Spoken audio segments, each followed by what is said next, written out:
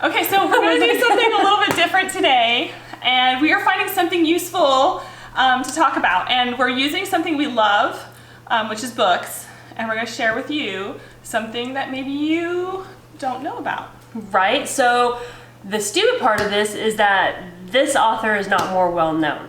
So we want to try to highlight some authors that are like, I don't understand how everybody's not in love with this person because you are somebody that I know is, and I think that it's really sad that there's not more hype about some of these things. So we're gonna start doing some shout outs to some of our favorite authors. Yay. And why we love them and how they've just helped us in so many different ways. Yes. So our first one is one of my favorite people, I don't know. So I have had the opportunity to meet quite a few different authors. Yes. Either on purpose because I stalked them a little bit, or we just happen to be at the same conference or anything like that. So our first one, can you see that? This is Brandon Mull.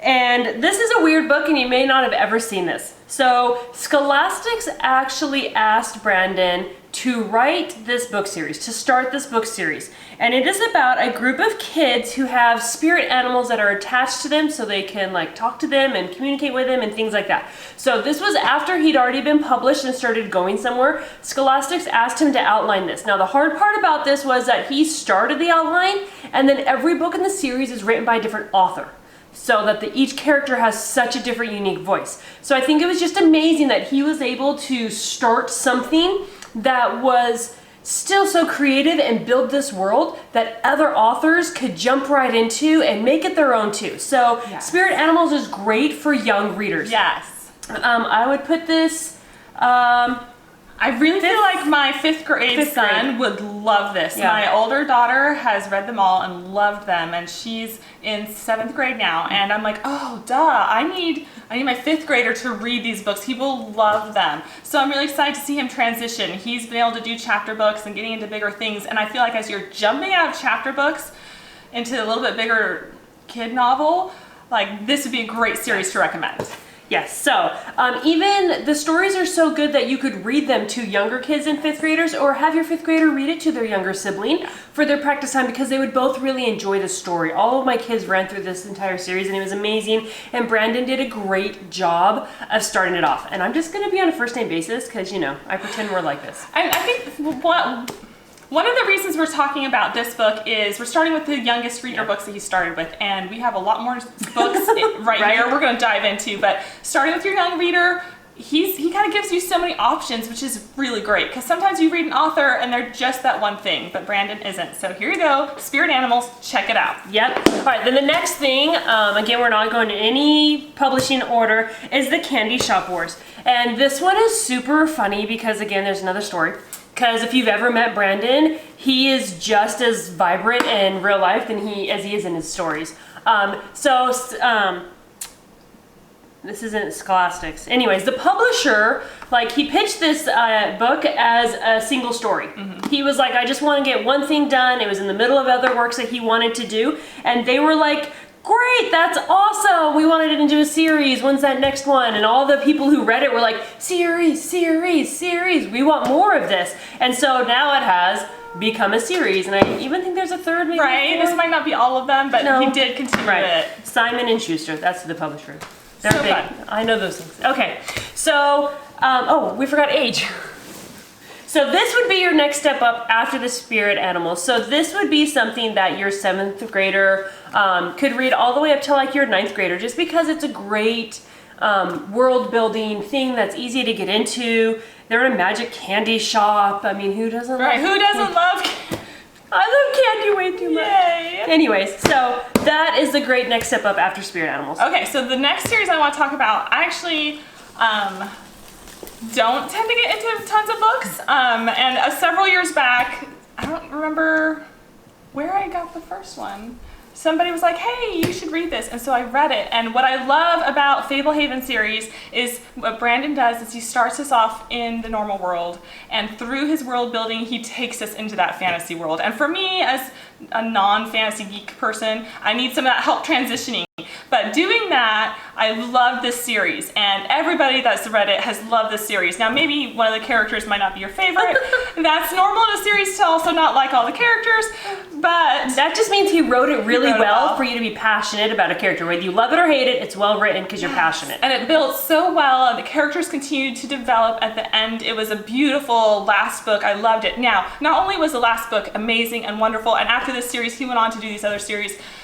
Again, like Candy Shop Wars, people are like, but you're not done. And he didn't stop. And so we're going to plug really fast for the Dragonwatch series, which is the same characters as Fablehaven, going into their next adventure. And we have his very next Dragonwatch is coming out in October this year, 2020. So here it is. Check it out. If you haven't read them, this is a great series to jump in with Fablehaven. I think it's his third Dragonwatch that's coming out in October. This is not the third one. No. We are not that privileged. Unless you want us to be, Brandon, send it to me and we'll totally happy to read it for you and talk about it. Right, so this is the first one in the Dragonwatch series, and it's called a different series because he was like, I'm done with Fablehaven, I'm not doing it anymore, we're done. And we all loved it so much that he was like, fine, I'll give it back to you, but I already said I'm done. So this is his way of not lying to us and making it the Dragonwatch series instead of Fablehaven. So it's just really fun to see those characters. They, because they're younger kids, they're pre-teen, early teens, and so they're growing into this series, which is nice. Yes, so it's such a great, fun adventure to take them on. Yeah, and again, age-wise for this is definitely middle school. Definitely middle school. 7th to 9th graders again. Definitely. Yep. Great series. The Beyonders. If you are looking for a fun, crazy adventure read that will make you look at hippopotamuses in a whole new light, this is the book for you. Yep, you will never see a normal hippopotamus and be like, oh, that's just a normal hippopotamus. Nope. Ever again. So that's our hint at a spoiler. It happens in the very beginning. We're not ruining much for you, but it's just amazing the way that his brain works and he brings you right into it and makes something crazy be realistic. Yes. So crazy. So good job, Brandon. It's great for young readers. Again, these are all family-friendly, clean reads with character building and world building and definite like creativity and so much in these that if you have never heard of this man or you've never read his books, you're missing out. I don't want to call you stupid, but this is a useful read. I think what's so fun is that they just get more complex as a story, and so you feel like, I'm not sure how he's going to solve these problems he keeps building.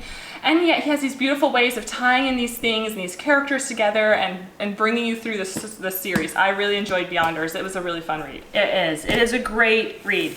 All right, so then the last one that we're going to talk about today is The Five Kingdoms. But it's crazy but not complex. Yeah. Does that make sense? Like you could follow it along. There's a few other authors that I want to do later on, and they're a really intelligent read that sometimes I struggle reading them because they're not fake enough. I'm going to be the first to admit I'm a lazy reader. Okay, you've got to catch my attention. You've got to keep me interested. If I have to work too hard to read it, I'm not going to. Right. So these books do all of those things. So they're not challenging for a young reader. No, they're going to keep them right engaged in this story and able to, and also really relate to the characters. Right. Because they're real people. They come from our world, so it's very relatable to the reader. And it takes you on just a whole new adventure. Yeah. And one of the best things about books is lots of people that I've talked to and things like that, they're going through a hard time, something's going on in their life, and this is their safe haven. This is where they go into books. And I think that's like something amazing that authors like Brandon create is a world for us to leave our world. And let me tell you right now, our world's crazy. So if you're looking for something to take you out of this crazy world, I would encourage you to pick up any one of these of Brandon Mull's and start it. Like you won't regret it. I promise. Yes. So don't make a liar out of me.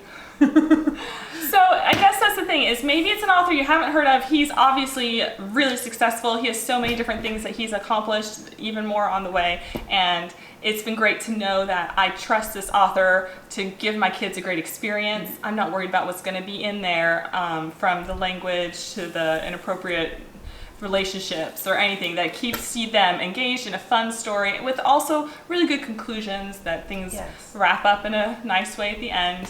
Nobody's murdered on the scene. I just like thought of all these books and I'm like, I hate the way that book ends. Not one of these. Right, at all. I'm not gonna recommend those books. All right, there's one I'm gonna recommend, but you know what's coming, okay? Right, we'll talk about that later. So that's a different book. This is our author review, and we want to know what authors that maybe you've heard about but never read and you want to. Let us know, we'll read them. If you are an author and you want us to review your books, make a note, contact us. We'll get to that too. Or if you have read and loved or never have and picked it up, let us know.